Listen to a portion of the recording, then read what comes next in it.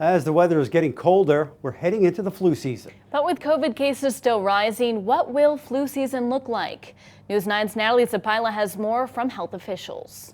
We're living in uncertain times right now due to COVID-19, but throw flu into the mix and life gets a little more complicated. It's very hard to predict what's going to be happening for any influenza season. Health officials say it's best to be prepared. I think flu shots are a must this year for all people over 6 months of age, especially those at high risk of complications. While there are some similarities, Dr. Falk is reminding patients that COVID is not the flu, and it can have symptoms that go beyond a cough or a fever. Be everything from a runny nose, just a slight tickle, to just terrible diarrhea, people very sick on ventilators. But those symptoms can be intensified when you add in the flu.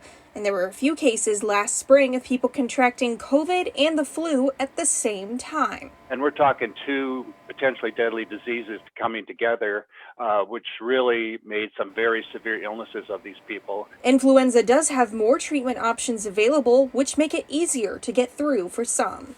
It will shorten the duration of the acute illness with influenza. But officials say it's still crucial to get that flu shot as it helps eliminate the risk altogether. I can take care of that piece for you, make it a less severe illness or not at all. Falk has noticed more people coming in to get the flu shot this year, perhaps because of the risk. I think most people seem more ready to accept a flu shot. I'm a pediatrician, so I think most people are requesting that we get their children vaccinated. We have about 3% more people being vaccinated at this time than in previous years.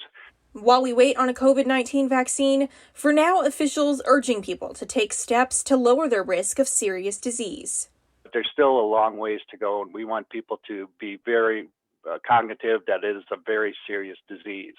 If you have symptoms but aren't sure which illness you have, it's best to contact your primary care provider and get tested for whatever you can.